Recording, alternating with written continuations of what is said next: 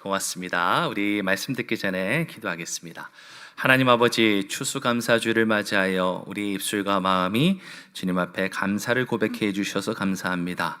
하나님, 특별히 말씀을 듣고 우리의 그 생명이 더욱더 풍성하게 허락해 주시고 우리의 육신과 마음과 영혼이 회복되어서 날마다 감사의 그런 제사를 올려드리는 우리의 삶이 되게 해 주시옵소서.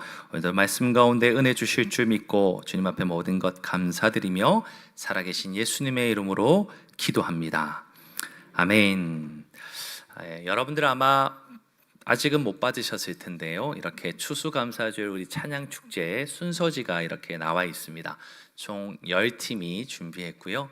우리 제일 첫 번째 팀은 우리 교육자 팀입니다. 우리 아이들과 우리 교육자들이 함께 부족하지만 우리 성도님들을 사랑하고 또 한 해 감사한 마음을 담아서 우리가 함께 율동이 중심이 되어서 같이 찬양축제의 첫 번째 시간을 열려고 합니다. 그래서 여러분들 3시에 늦으시면 순식간에 지나가기 때문에 못 보실 수 있습니다. 그래서 일찍 잘 오셔서 우리 찬양축제에 함께 풍성히 누릴 수 있기를 그렇게 바랍니다. 우리 옆에 분들에게 한번 여러분들의 가장 감사를 꾹꾹 담아서, 저희 식당 가보면요, 밥이 이렇게 꾹꾹 담겨져 있는 집이 있고 그냥 대충 담겨져 있는 집이 있는데, 여러분들 오늘은 특별히 감사를 꾹꾹 담아서 우리 옆에 분들에게 저랑 이렇게 옆에 앉아 주셔서 감사합니다, 우리 공동체로 함께 해 주셔서 감사합니다, 우리 이렇게 인사했으면 좋겠습니다. 우리 성도님들 감사합니다. 우리 목사님, 우리 장로님, 우리 권사님, 우리 집사님, 모든 식구들 감사합니다. 저는 좋은 우리 원로 목사님 이렇게 곁에 있게 되어서 감사하고, 우리 장로님, 우리 또 권사님, 또 우리 안수 집사님, 또 우리 서리 집사님들과 모든 우리 성도님들 이렇게 함께하게 해서 너무 참 감사합니다. 특별히 예배 가운데 말씀을 전할 수 있고 또 그 말씀을 함께 듣고 하나님 앞에 살아갈 수 있음에 참 감사합니다. 그런 감사가 오늘 하루 더 풍성한 저와 우리 모든 식구들 되시기를 주님의 이름으로 축원합니다. 아멘. 우리 성도 여러분, 우리가 그리스도 예수 안에서 우리를 표현하는 많은 그런 우리의 수식어가 있으리라 생각이 됩니다. 대표적으로 무엇이 있겠습니까? 그리스도인이라고 하는 말이 있을 것이고, 또 우리가 자주 쓰는 성도라고 하는 표현도 분명히 있을 겁니다. 뿐만 아니라 하나님의 백성, 또 하나님의 자녀, 또는 구원받은 사람, 이런 등등의 수식어가 우리를 표현하는 그런 이야기들이지 않겠습니까? 그런데 오늘 저는 특별히 그것들 가운데서도 우리를 수식하는 표현으로 감사로 사는 사람이라는 말을 꼭 하고 싶습니다. 잘 알다시피 오늘 한 해는 우리에게 뭐 크고 작은 어려움도 있고, 또 어떤 분에게는 갑작스럽게 당한 그런 힘겨움 때문에 쉽지 않은 한 해일 수도 있지만, 그럼에도 불구하고 오늘 이 시간은 한 해 가운데서도 가장 하나님 앞에 열렬히 감사하는 그런 추수감사 주일입니다. 우리 한 해에 그 걸어왔던 그 시간들 되돌아볼 수 있기 바라고, 또 그것 가운데서 우리가 사실은 급하게 막 열심히 분주하게 가다 보면요, 정말 하나님께서 우리를 먹이고 입히시고 돌보아 주셨음에도 불구하고 그것을 우리가 잊은 채 그냥 나만 열심히 살아가는 모습일 때가 참 많다, 그런 생각이 듭니다.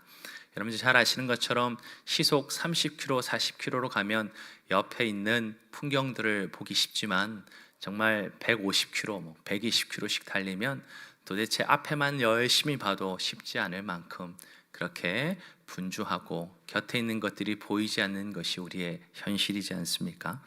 오늘은 다양한 그 은혜와 축복으로 우리의 삶을 채워주신 그 하나님 아버지께 감사하는 그런 최고의 추수감사 주일이 되기를 주님의 이름으로 축원합니다. 그런 점에서 오늘 우리는 다시 한번 이 뜻깊은 시간에 감사에 대해서 좀 다시 한번 우리의 마음을 되돌아보면 좋겠다 싶습니다. 오늘 본문이 있는 이 골로새서 3장은요, 위의 것을 찾으라 라는 명령으로 시작합니다. 그래서 오늘 3장 1절 우리 한번 같이 읽어볼까요? 같이 읽겠습니다.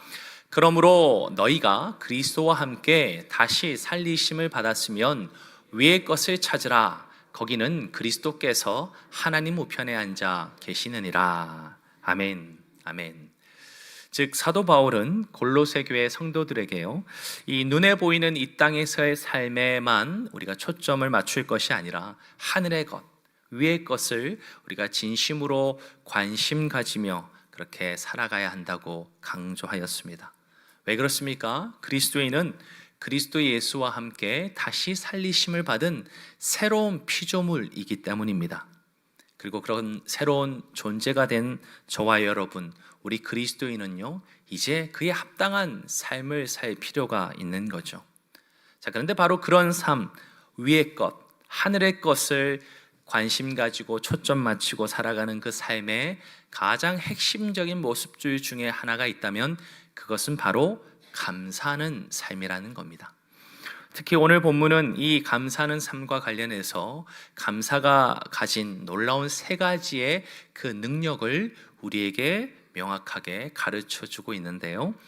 바라기는 이 말씀을 통해서 저도, 우리 모든 성도님들도 우리의 혹 최근에 감사의 고백이 약해졌다면, 또 우리의 삶 속에서 감사로부터 주어지는 그 기쁨과 즐거움을 우리가 잘 느끼지 못해서 그것이 꼭 회복되면 좋겠습니다 라는 마음과 소원이 있는 우리 모두에게 하나님께서 특별히 은혜 주시는 그런 귀한 시간이 되기를 간절히 바랍니다. 첫 번째로 여러분, 감사의 능력은요, 상황이 아닙니다. 감사의 능력은 주님의 평강으로부터 나타납니다. 최근 10여 년 동안에 우리 사회에 수저계급론이라고 하는 그런 표현들이 자주 언급되곤 했습니다. 부의 대물림, 부모로부터 부를 대물림 받아서 이 세상을 살아가는 우리의 삶의 모습들이 분명히 있습니다. 그런데 특별히 한국 사회에서는 그런 부의 대물림 때문에 이 열심히 살아도 불평등을 겪게 되는 이 삶의 벽이 너무나 높아 뛰어넘기가 어렵다라는 그런 의미를 가지고 이런 수저계급론이라고 하는 말들을 사용하곤 했습니다. 다시 말해서 부모로부터 우리가 얻게 되는 경제적인 배경, 그런 환경이 그 사람의 삶을 좌우한다는 거예요. 어찌 보면 오늘날 우리 사회의 절망적인 현실을 인식하게 하는 그런 말이라고 그렇게 말할 수도 있겠습니다. 자, 그러면서 우리가 한번 좀 들어보았을 겁니다. 소위 금수저다 또는 은수저다 또는 흙수저와 같은 그런 말들을 우리가 여기저기서, 또는 마치 우스갯소리 같지만 또 때로는 아픔을 주는 그런 말들로 사용되고 있다는 거죠. 잘 알다시피 금수저나 은수저라고 불리면 태어날 때부터 부모로부터 부유한 가정에서 태어나 돈도 많고 사회적 네트워크도 빵빵한 사람들이라고 부러움의 대상이 되었습니다.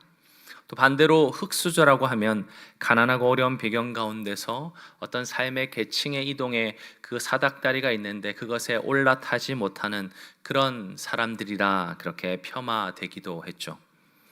과거에는 개천에서 용이 난다 그런 속담과 같이 표현하기도 했지만 이제는 흙수저라는 말을 사용하면서 가난하고 어려운 그런 배경과 환경 가운데서 태어나면 부유함과 성공을 누린다는 게 거의 불가능하다라고 사람들이 주장하기에 이르렀습니다.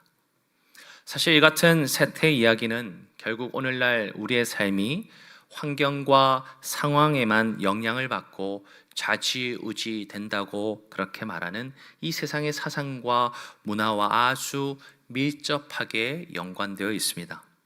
물론 사람의 인생이 주어진 환경이나 또는 형편에 크고 작은 영향을 받습니다. 그것을 우리는 부정할 수는 없습니다. 하지만 과연 외부적인 환경과 형편만이 우리의 인생을 결정하는 전부인 것처럼 생각하는 것은 결코 올바를 수 없다는 거예요. 다소 극단적인 예일 수 있겠지만 요즘 전 세계적으로 아주 유명한 인물 중에 한 사람이 있습니다. 회사 엔비디아의 회장인 젠슨 황이라고 하는 사람이죠. 아마 여러분도 한 번쯤은 뉴스에서도 들어보셨을 겁니다. 자, 앞서 언급했던 그 수저 계급론으로 평가한다면 아마도 이 젠슨 황이라고 하는 사람은 흙수저에 가까운, 아니 어찌 보면 좀 더 좋게 평가한다 하더라도 동수저나 아니면 스테인리스 수저 정도에 해당하는 삶의 배경을 가진 사람이었다 말할 수 있을 것입니다. 아마 들어보신 분들도 있겠지만 그는요 어릴 적 매일 화장실을 칫솔로 청소하면서 학교 생활을 견뎌야 했습니다. 또 인종차별과 학교 폭력을 당하면서 외톨이로 그렇게 지내기도 했다고 합니다. 그런 그가 지금은 재산만 보아도 250조 원이라고 하는 어마어마한 돈, 저는 이게 얼마나 되는지 잘 계산이 안 되더라고요. 이 어마어마한 돈을 가진 세계 억만장자 9위에 올라가 있죠. 뿐만 아니라 무엇보다도 이 향후 인류에게 있어서 가장 새로운 시대를 만들어 줄 것이다 라고 예측하는 이 AI 기술에 있어서의 세계적인 리더로 그렇게 추앙받고 있지 않습니까? 우리에게 이미 주어진 외부 환경이나 또 상황만이 인생을 결정하는 전부라고 한다면 과연 젠슨 황과 같은 사람이 생겨날 수 있었을까? 저는 그렇지 않다고 생각합니다. 어떤 면에서 감사라고 하는 이 주제도 마찬가지가 아닐까요? 만약 우리가 감사를 단순히 상황이 좋을 때나 환경이 원하는 대로 풀릴 때만 가능한 것이라고 여긴다면 어쩌면 이 세상을 살아가면서 감사할 일을 찾는다는 것은 거의 불가능한 것이라고 말해도 틀리지 않을 겁니다. 하지만 하나님께서는 이 감사라고 하는 것이 환경 의존적인 것이 아니라고 우리에게 가르쳐 주십니다. 주어진 환경이나 상황보다 오히려 그리스도의 평강이 우리의 마음을 주장할 때, 즉 예수 그리스도께서 주시는 평강으로 말미암아 우리가 감사하는 자가 될 수 있다라고 말씀하신다는 거예요. 오늘 본문 15절의 말씀인데 우리 한번 같이 읽어보겠습니다. 시작. 그리스도의 평강이 너희 마음을 주장하게 하라.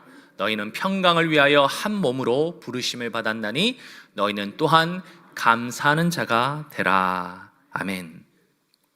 이처럼 감사는 상황이나 형편으로 비롯되는 게 아닙니다. 오히려 감사는 주님이 주시는 평강으로부터 나타납니다.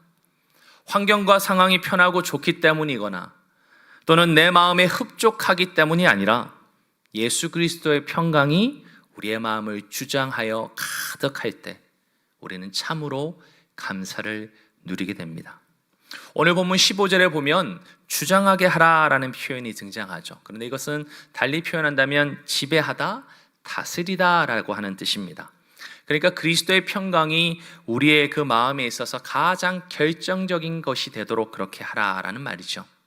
다시 말해서 내 마음의 주도권을 내 상황이나 내 형편이 아니라 심지어는 그것 때문에 흔들리거나 요동치는 내 감정이 아니라 그리스도의 평강에 내어드리라라고 우리에게 권면하고 있습니다. 따라서 감사의 능력은 상황이나 환경과 같은 외적인 것으로 비롯되는 것이 결코 아니라 그리스도 그분께서 주시는 평강으로부터 말미암는다는 것을 꼭 마음속에 새기시는 저와 여러분 되시기를 주님의 이름으로 축원합니다. 그런 점에서 성도 여러분, 감사는요 우리가 그리스도의 평강으로 가득한 우리의 마음과 아주 밀접하다는 겁니다.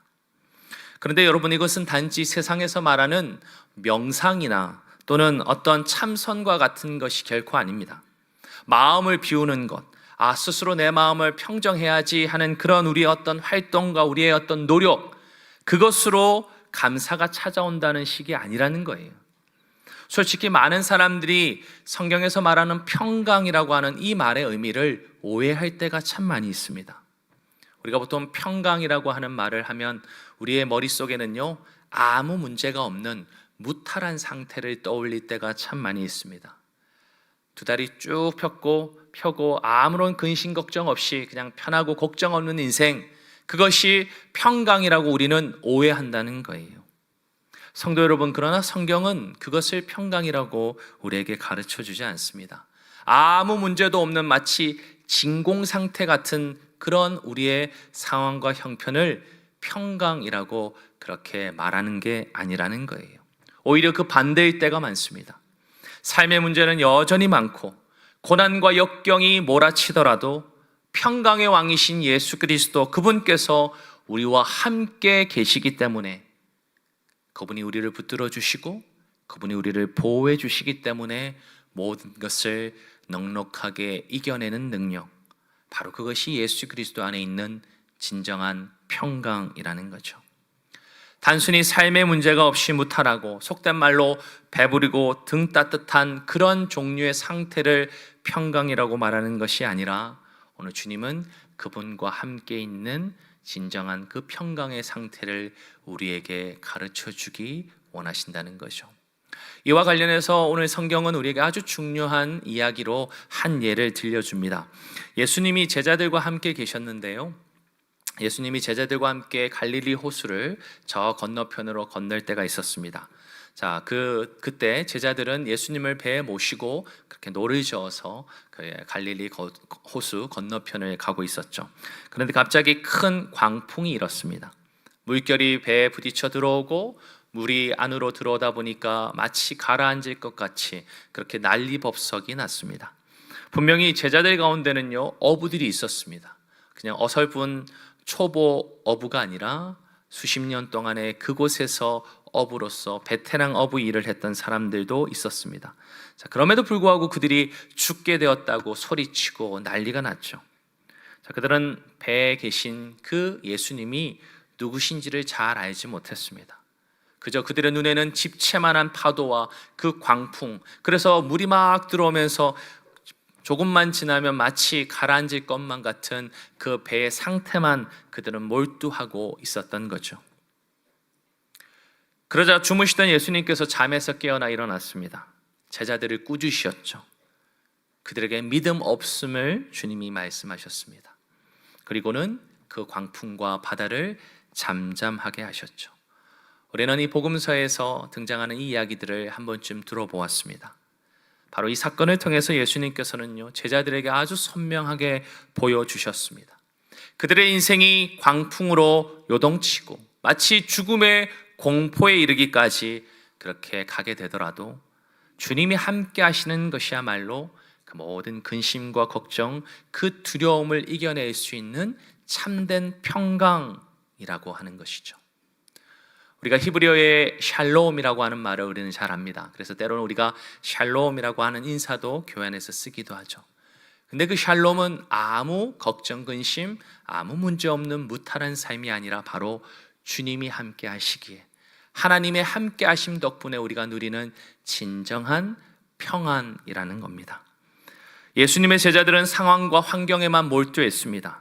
정작 그들을 보호하고 돌보아 주시는 예수 그리스도께서 함께 계심에도 불구하고 자신의 눈에만 보이는 그 광풍과 파도와 넘치는 그 물로 가득 찰 것만 같은 배, 그것만 그들은 불안해했던 것이죠. 우리는 잊지 말아야 합니다. 단순히 우리의 삶 속에 무탈한 상황, 그 환경이 중요한 것이 아니라 주님과 함께하는 참된 평안을 누리는 삶이 우리에게 가장 귀하고 복되다는 것을 말이죠. 예수님께서 광풍과 바다를 잠잠케 하신 이 사건은 우리에게 이와 같이 평강이 무엇인지를 우리에게 분명히 들려주고 있습니다. 그러므로 사랑하는 성도 여러분, 우리가 그리스도인으로서 삶 가운데 감사를 고백할 수 있는 것은 좋은 환경, 아무런 문제 없는 무탈한 나의 삶의 형편이 아니라 때로는 광풍이, 때로는 물이 넘쳐서 빠질 것만 같은 그런 상황 속에서도 나를 붙들고 계시고 나를 끝까지 지키시고 나를 나보다 더 아시고 사랑하시는 그 주님 안에서 누리는 평안의 삶, 그것이 우리에게 감사를 고백하게 할 줄 믿습니다. 상황은 항상 요동칩니다. 우리의 삶 속에 걱정 없는 때가 있던가요? 우리 모두는 예수 그리스도 안에서 주님께서 허락하신 이 세상의 삶을 살아가는 모든 시간 동안에 우리는 걱정 없이, 문제 없이 살아가지 않습니다. 그럼에도 불구하고 우리가 믿는 주님의 백성으로서 세상의 사람들과 다른, 그래서 날마다 더 풍성하게 감사를 고백할 수 있는 능력은 상황과 형편이 좋아서가 결코 아니라 그리스도 예수 안에서 우리에게 주어진 참된 평강 때문이라는 것이죠. 바라기는 우리 사랑하는 모든 성도님들, 상황과 형편을 가지고 주님 앞에 기도하십시오. 그러나 불안해하고 염려해하고 또 두려워하지 마십시오. 우리 주님이 나보다 더 능력이 뛰어나신 우리의 그 하늘 아버지께서 우리를 지키고 돌보시기에 우리는 주님과 함께함으로 참된 평강 속에서 우리는 날마다 감사를 고백할 수 있는 줄 믿습니다. 둘째로 감사의 능력은요, 다른 어떤 일보다 하나님을 찬양하고 예배하는 것으로부터 주어집니다. 자칫 우리는 이것이 해결되면 혹은 저것을 얻게 되면 내가 감사할 거야 라는 식의 말들을 할 때가 참 많이 있습니다. 소위 조건부 감사를 우리는 남발하면서 산다는 거예요. 그러다가 그것이 이루어지지 않으면 어떻게 합니까? 감사하기보다는 불평하고 불만을 쏟아내게 됩니다. 예를 들어서 이스라엘 백성들도 그랬습니다. 광야 40년의 생활 가운데 그들의 삶은 결코 녹록지 않았습니다. 그 환경과 상황은 척박했고 힘겨웠습니다. 하지만 그들은 그들 스스로 그 어려움을 해결하고 그것을 이겨낸 것이 아니라 그 상황마다 하나님께서 도우시고 살피셔서 먹을 것을 주셨고 입을 것을 주셨고 또 각별한 보호하심으로 그들을 지켜 인도해 주셨습니다. 하지만 안타깝게도 그들은 하나님을 향해 찬양하거나 그분을 예배하며 온전히 섬기기보다는 자신의 상황 속에 수많은 불평과 불만을 쏟아내기에 급급했습니다. 목이 마르다고, 먹을 것이 없다고, 심지어는 애굽에서 노예로 지낼 때는 먹었던 고기가 그립다고 불평과 불만을 토로했던 거죠. 심지어 하나님께서는 낮과 밤마다 불기둥으로 또 구름기둥으로 그들을 신실하게 보호해 주시고 인도해 주셨지만 그럼에도 불구하고 그들은 그런 하나님의 일들을 경험하고 끝나버렸습니다. 그때마다 주님을 외면하기에 더 바빴던 거죠. 그분께서는 풍성한 은혜와 긍휼로 베풀어 주셨지만 그 하나님을 향해서 그들은 잊어버린 채 불평하고 하나님 앞에 범죄하고 말았습니다. 그런 점에서 이 이스라엘 백성들의 40년 광야 생활 가운데 감사라고 하는 이 단어가 구약 성경에서는 단 한 번도 등장하지 않는다는 것은 결코 놀라운 일이 아닙니다. 뿐만 아니라 지도자 모세가 하나님 앞에 40주 40야 동안 그 앞에 섬으로 그들 가운데 있지 않았을 때가 있죠. 그때 어떤 일이 벌어졌습니까? 이 이스라엘 백성들은 대제사장 아론을 통해서 그들을 인도하여 낸 여호와 하나님을 헛된 금 송아지로 전락시켰습니다. 그래서 출애굽기 32장 4절에는 이렇게 말하죠. 아론이 그들의 손에서 금고리를 받아 부어서 조각칼로 새겨 송아지 형상을 만드니 그들이 뭐라고 말합니까? 이스라엘아, 이는 너희를 애굽 땅에서 인도하여 낸 너희의 신이로다 하는지라. 이처럼 이스라엘 백성들은 그 척박하고 힘겨운 광야 40년 생활 가운데 하나님 앞에 감사하기는커녕 단지 불평하고 불만하는 일뿐이었습니다. 그리고 그들은 하나님을 온전히 예배하거나 찬양하지 못했던 거죠. 하지만 오늘 본문은 이와 같은 이스라엘 백성들과는 정반대의 삶을 우리에게 가르쳐 줍니다. 그리스도의 말씀이 너희 속에 풍성히 거하며 모든 지혜로 피차 가르치며 권면하고 시와 찬송과 신령한 노래를 부르며 감사하는 마음으로 하나님을 찬양하라 라고 말이죠. 감사는 하나님을 향해서 우리의 온 마음과 뜻과 정성을 다해서 찬양하며 예배할 때 가득가득 주어집니다. 예배는요, 감사의 결과이기도 하지만 동시에 감사를 불러일으키는 강력한 통로가 바로 예배요 찬양이라는 거예요. 한 예로 사도행전 16장에 보면 이 같은 모습을 우리에게 잘 설명해 줍니다. 바울과 실라가 감옥에 갇혔을 때죠. 도시 빌립보에서 바울이 복음을 전하였습니다. 열심히 복음을 전하며 그 일을 감당했대죠. 그런데 특히 점치는 귀신 들린 여종 하나가 계속해서 이 바울 곁에 와서는 소리치며 괴롭혔습니다. 성경을 보면 바울은 심히 괴로웠다 그렇게 말합니다. 그래서 바울은 예수 그리스도의 이름으로 귀신을 떠나보내죠. 그런데 이 일로 인해서 이 여종의 그 주인들이 이제 귀신을 통해서 돈벌이 하던 일이 막히게 되었습니다. 그 돈벌이가 사라지게 되었죠. 그러자 이 바울과 실라를 붙잡아서 고발하였습니다. 사도행전 16장 말씀인데 우리 한번 같이 읽어보겠습니다. 자, 시작. 무리가 일제히 일어나 고발하니 상관들이 옷을 찢어 벗기고 매로 치라 하여 많이 친 후에 옥에 가두고 간수에게 명하여 든든히 지키라 하니 그가 이러한 명령을 받아 그들을 깊은 옥에 가두고 그 발을 착고에 든든히 채웠더니. 자, 이처럼 바울과 실라는 억울하게 매를 맞고 복음을 위해서 일했음에도 불구하고 감옥에 갇히게 되었습니다. 어쩌면 감사를 노래할 이유가 상황적으로 보면 하나도 없었습니다. 그리고 풀려날 거라고는 전혀 기대조차 할 수 없었던 깊은 밤 한밤중에 그럼에도 불구하고 그들은 무엇을 했습니까? 하나님께 기도하였습니다. 하나님을 찬양하였습니다. 오늘 25절 말씀인데 우리 한번 같이 읽겠습니다. 시작. 한밤중에 바울과 실라가 기도하고 하나님을 찬송하며 죄수들이 듣더라. 아멘. 사실 바울과 실라는 절망할 수 있었고 또한 불평할 수도 있었습니다.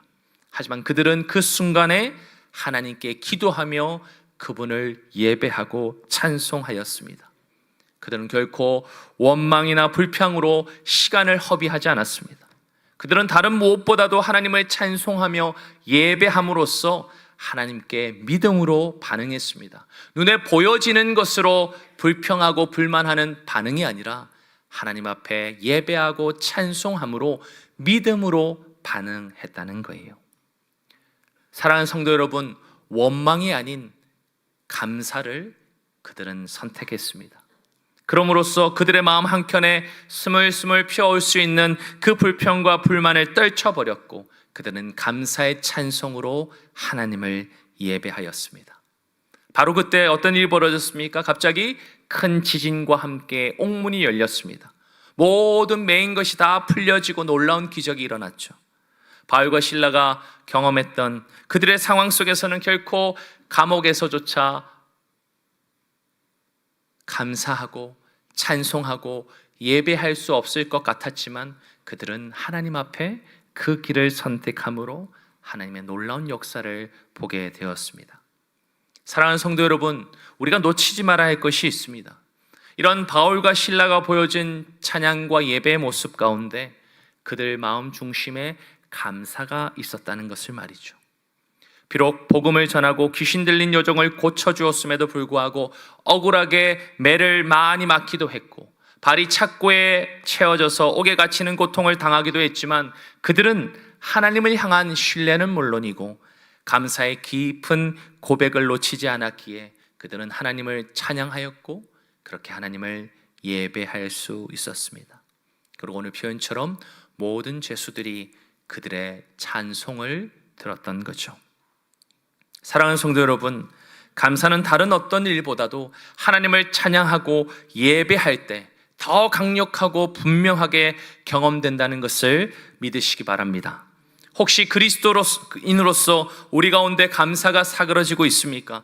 감사의 불씨가 제대로 살아남아 있지 않는 것처럼 느껴지는 분이 계십니까? 바로 그때 우리는 힘써 하나님을 찬양하고 예배할 때인 줄 믿습니다.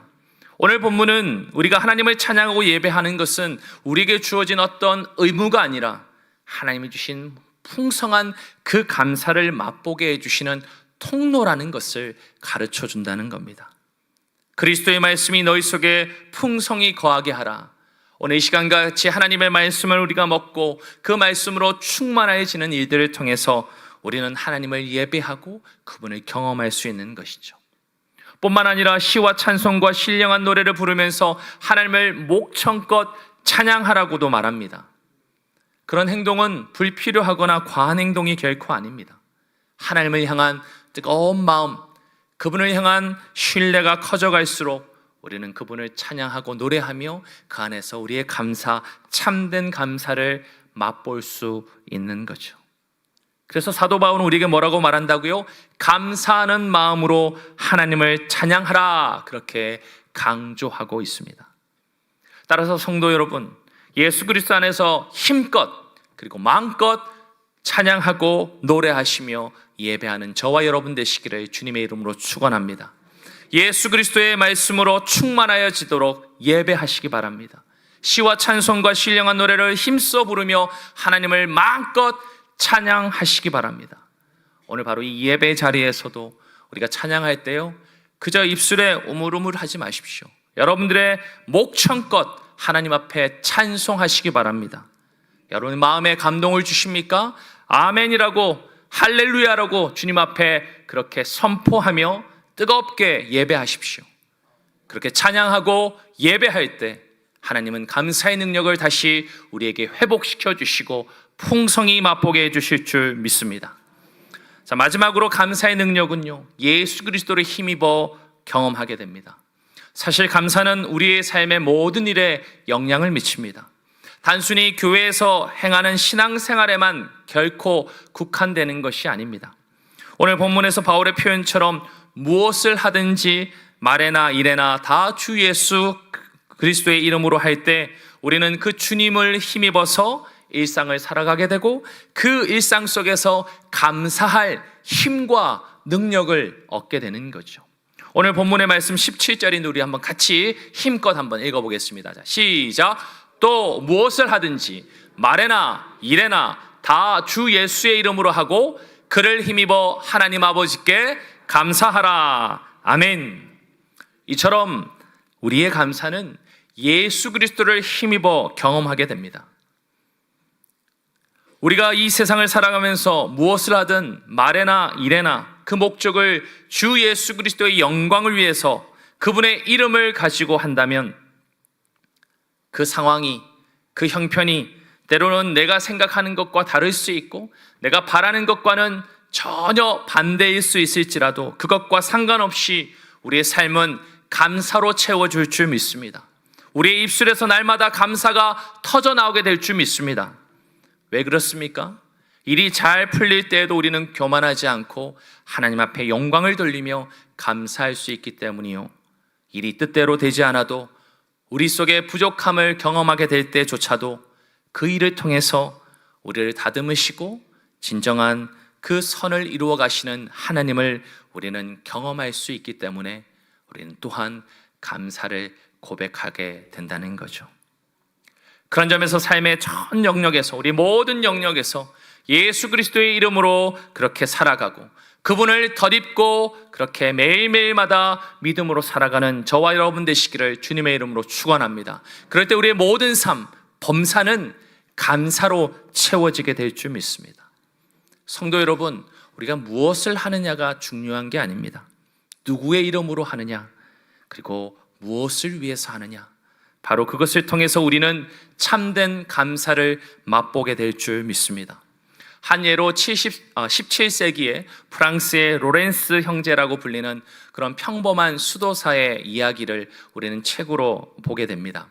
평생의 수도원에서 우리가 말하는 소위 허접한 일을 해왔습니다. 접시를 닦는 일, 하찮아 보이는 일들을 하면서 그냥 일상을 살아갔던 수도사였습니다.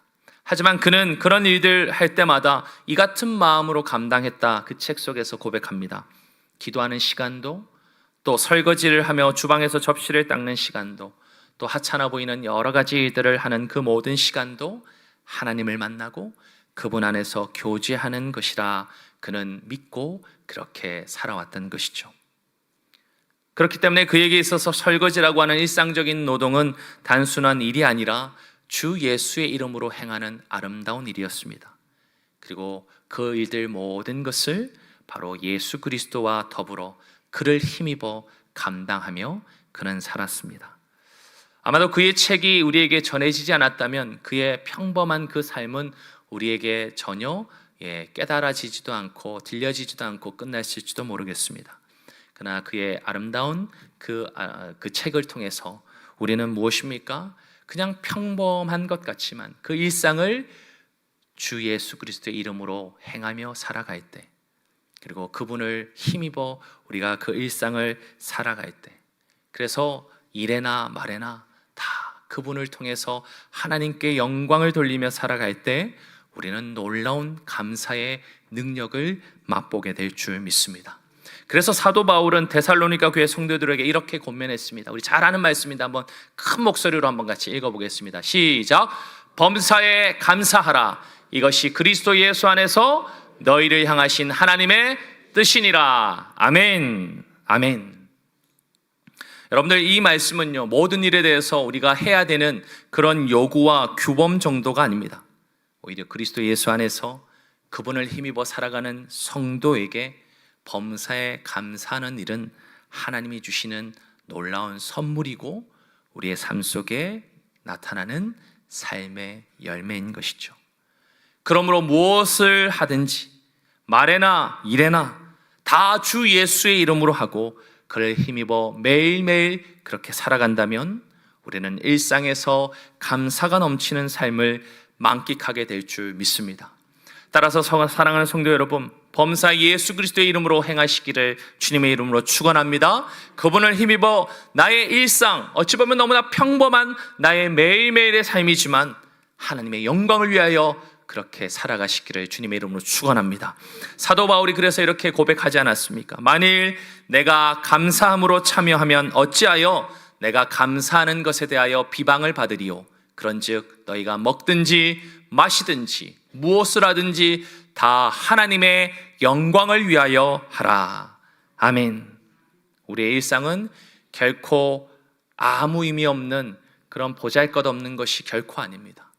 우리의 일상 속에 하나님을 더불어 그리스도를 힘입어 그분의 이름으로 우리가 살아가는 모든 삶의 그 걸음걸음을 통해서 하나님은 영광 받으실 뿐만 아니라 우리 가운데는 감사의 풍성한 열매들을 주렁주렁 맺혀주실 줄 믿습니다. 사랑하는 성도 여러분, 오늘 이 추수감사주의를 맞이하여 이 놀라운 감사의 능력을 다시 한 번 더 되돌아보고 또 그것을 회복하시는 저와 여러분 되시기를 주님의 이름으로 축원합니다.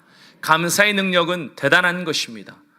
감사의 능력은 우리의 삶을 분명히 바꾸어 갈 것이고 하나님 안에 주어진 새로운 피조물로서의 우리의 삶의 사명과 목적을 더 아름답게 열매 맺게 해 주실 줄 믿습니다. 상황이 아닙니다. 좋은 일이 우리에게 벌어져서 감사하는 것이 결코 아닙니다. 그리스도의 평강이 우리의 마음을 다스릴 때 무탈하고 염려 없고 편리하고 다른 사람들이 부러워한 그런 삶에서 감사하는 정도가 아니라 그 모든 상황을 이겨내고 감사하는 감격을 맛보게 될 줄 믿습니다. 삶 속의 다른 어떤 일보다 가장 우선적으로 하나님 앞에 힘써 찬양하고 예배할 때 그것을 통해서 우리는 불평과 불만을 몰아내고 감사하는 경험을 맛보아 갈 줄 믿습니다. 그리고 무엇보다도 우리의 일상의 삶, 평범하고 때로는 누가 알아주지 않는 것 같은 그런 당연한 일상의 시간들 속에서도 말에나 일에나 하나님의 영광을 위해 그분을 힘입어 살아갈 때 우리는 범사에 감사로 하나님 앞에 열매를 맺어가는 그런 복된 삶을 풍성히 누리게 될 줄 믿습니다. 저도 우리 모든 청량의 가족들, 우리 청년들, 우리 모두가 그런 하나님 앞에 감사가 나타나는 삶으로 계속해서 자라가시고 열매 맺어 가시기를 주님의 이름으로 축원합니다. 아멘. 우리 같이 한번